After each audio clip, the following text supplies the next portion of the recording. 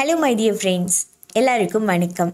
இன்னைக்கு நம்ம law of அட்ராக்ஷனில் இருக்கக்கூடிய ஒரு பவர்ஃபுல்லான ஒரு மெத்தட் பற்றி தான் பார்க்க போகிறோம். 555 மேனிஃபெஸ்டேஷன் டெக்னிக்.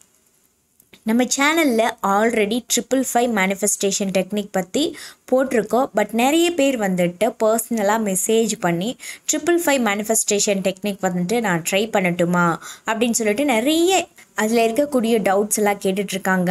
நம்ம ஆல்ரெடி வந்துட்டு 333 777 இந்த மாதிரியான மேனிஃபெஸ்டேஷன் டெக்னிக்லாம் நம்ம வந்துட்டு வீடியோஸாக அப்லோட் பண்ணியிருக்கோம்.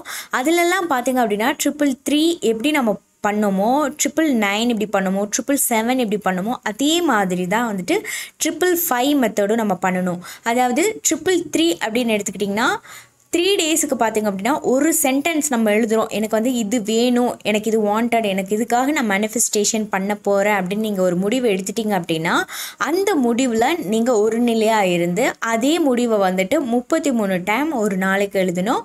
அது மாதிரி 3 நாளைக்கு தொடர்ந்து எழுதணும் அப்படின்னு சொல்லியிருப்போம். ஸோ அதே மாதிரி தான் 777 மேனிஃபெஸ்டேஷன் டெக்னிக்கோ, அதே மாதிரி தான் 555 இந்த மேனிஃபெஸ்டேஷன் டெக்னிக்கோ. பார்த்தீங்க அப்படின்னா ஒரு சென்டென்ஸை இப்போ வந்துட்டு உங்களுடைய அச்சீவ்மெண்ட் ஒன்றா தான் இருக்கணும். இப்போ வந்துட்டு நீங்கள் ஒரு கார் வாங்கணும் அப்படின்னு நினைக்கிறீங்க அப்படின்னா அந்த காருக்காக மட்டுமே பார்த்தீங்க அப்படின்னா நீங்கள் 5 நாளும் செலவிடணும்.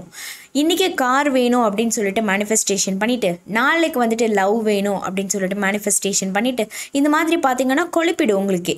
சரிங்களா? நீங்களே வந்துட்டு ஒரு நிலையாக இல்லை அப்படின்னா உங்களுடைய ஆழ் மனதும் நிலையாக இருக்க முடியாது. உங்கள் ஆழ் மனதை நிலையாக இருக்க விடுங்க. சரிங்களா? உங்கள் ஆழ் மனசுக்கிட்ட கொஞ்சம் நேரம் பேசுங்க. காமாக வந்துட்டு மெடிடேஷன் பண்ணி நீங்கள் என்ன முடிவு எடுக்கலான்னு இருக்கீங்க, உங்கள் லைஃபுக்கு என்ன தேவை அப்படிங்கிறதுல கான்ஃபிடெண்ட்டாக உறுதியாக நீங்கள் நிற்கணும். அந்த ஒரு உறுதியை தான் நீங்கள் கையில் எடுத்துகிட்டு எனக்கு கார் தான்ப்பா வேணும், எனக்கு வேறு எதுவும் வேண்டாம், கார் வேணும் அப்படின்னு சொல்லி தான் நான் இப்போ வந்துட்டு மேனிஃபெஸ்டேஷன் பண்ண போகிறேன் அப்படின்னு சொல்லிட்டு 555 மெத்தடை நீங்கள் கையாளணும். ஒரு சென்டென்ஸை உங்களால் எந்த அளவிற்கு வந்துட்டு சுருக்கமாக எழுதிக்க முடியுமோ, எனக்கு கார் வந்து இன்றைக்கி வாங்கிட்டேன், இந்த கலர் கார் வாங்கியிருக்கேன், நான் ரொம்ப ஹாப்பியாக இந்த காரில் நான் பயணம் பண்ணேன் இன்றைக்கி, தேங்க்யூ ஸோ மச் அப்படின்னு சொல்லிட்டு யூனிவர்ஸ்க்கு நன்றி சொல்லுங்கள். சரிங்களா? இந்த மாதிரி 5 டேஸுக்கு இன்றைக்கி வந்துட்டு நீங்கள் பிரம்ம முகூர்த்தத்தில் எழுதுறீங்க அப்படின்னா நாளைக்கும் அதே டைம் பிரம்ம முகூர்த்தத்துலேயே எழுந்திருச்சு பண்ணுங்கள். அப்போ தான் ஒரு விஷயத்த சின்ன வயசுலேருந்து நம்ம ஃபாலோ பண்ணியிருப்போம். பார்த்தீங்களா? ஸ்கூல் படிக்கும்போது காலையில் எழுந்திரிச்சு விடிய காலையில் படிடா, அப்போ தான் வந்துட்டு உன் மனசில் நிற்கும் அப்படின்னு சொல்லிட்டு. ஸோ நீங்கள் பிரம்ம முகூர்த்தத்தில் எந்த ஒரு விஷயம் பண்ணாலும் அது உங்கள் மனசில் பதிஞ்சிடும்.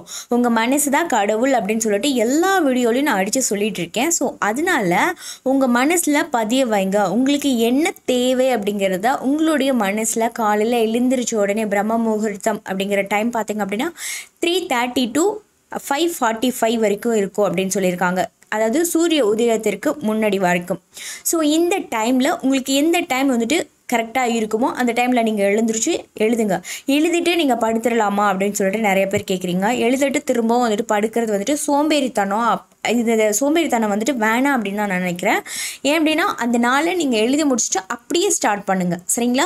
அப்போ தான் வந்துட்டு ரொம்ப பவர் வந்துட்டு உங்களுக்கு கிடைக்கும். ஈர்ப்பு விதியோடைய முழு சக்திகளும் உங்களுக்கு அப்போ தான் கிடைக்கும். ஒரு மனுஷன் என்றைக்கு வந்துட்டு ரொம்ப இயர்லியாகவே எழுந்திக்கிற ஒரு நேரமாக, அதாவது 5 மணி 4 மணி இந்த மாதிரி எழுந்திரிக்கிற மனுஷன் எப்போவுமே லைஃப்பில் சக்ஸஸ் அடைவான் அப்படின்னு சொல்லிட்டு அதாவது காலாகாலமாக பெரியோர்கள் எல்லாம் சொல்லியிருப்பாங்க. ஸோ அது அவங்க தெரிஞ்சு சொன்னாங்களா தெரியாமல் சொன்னாங்களா அது நமக்கு தேவையில்லை. ஆனால் நல்லா மனசில் வச்சுக்கோங்க, காலையில் நீங்கள் எழுந்திரிச்ச உடனே தூங்கி எழுந்திருக்கிறது நேரமாக நீங்கள் தூங்கி எழுந்திருக்கிறீங்க அப்படின்னா அந்த நேரத்தில் நீங்கள் பண்ணக்கூடிய விஷயம் உங்கள் லைஃப் லாங் பார்த்தீங்க அப்படின்னா அது உங்களுக்கு சக்ஸஸை கொடுக்கும் அப்படின்னு ஐதீகமே இருந்துகிட்ருக்கு. உங்களுடைய நாள் பார்த்திங்க அப்படின்னா இன்றைக்கி 4:30 மணிக்கு வந்துட்டு ஸ்டார்ட் ஆகுது அப்படின்னா அடுத்த நாள் காலையில் அதே மாதிரி 4:30 மணிக்கு ஸ்டார்ட் ஆகும். இப்படியே ஸ்டார்ட் ஆகிறதுனால உங்களால் எல்லாத்தையுமே வந்துட்டு ஈஸியாகவே அச்சீவ் பண்ண முடியும். சரிங்களா? ஸோ லா ஆஃப் அட்ராக்ஷனில் இருக்கக்கூடிய இந்த 555 மேனிஃபெஸ்டேஷன் டெக்னிக்கை பார்த்திங்க அப்படின்னா ஒரு சென்டென்ஸ் எடுத்துக்கோங்க. எனக்கு இதுதான் தேவை அப்படின்னு சொல்லிட்டு ஒரு நிலையான ஒரு சென்டென்ஸ் எடுத்துக்கோங்க. அதையே 55 டைம் ஒரு டைம் எழுத ஆரம்பிச்சிட்டிங்கன்னா அந்த 55 டைமும் எழுதுங்க. எழுதும் பொழுது உங்கள் மனசு கூட நீங்கள் பேசுங்க. எனக்கு இது வேணும், இது வேணும், எனக்கு இது வேணும் அப்படின்னு சொல்லிட்டு எழுதுங்க. எழுதி முடிச்சதுக்கு அப்புறமா அடுத்த நாள் அதே மாதிரி இது மாதிரி 5 நாளைக்கு வந்துட்டு ஃபாலோ பண்ணுங்கள். கண்டிப்பாக உங்களுக்கு நீங்கள் ஆசைப்பட்டது கிடைக்கும். சரிங்களா?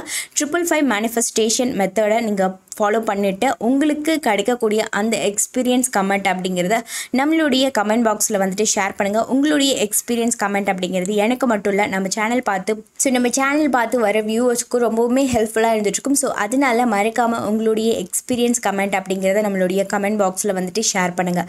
Thank you so much. வேறு ஏதாவது டவுட் இருந்துச்சுன்னா அதையும் வந்துட்டு கமெண்ட் பாக்ஸில் சொல்லுங்கள். அதுக்கு என்னால் முடிஞ்ச அளவுக்கு எக்ஸ்பிளைன் பண்ணுறேன். தேங்க்யூ.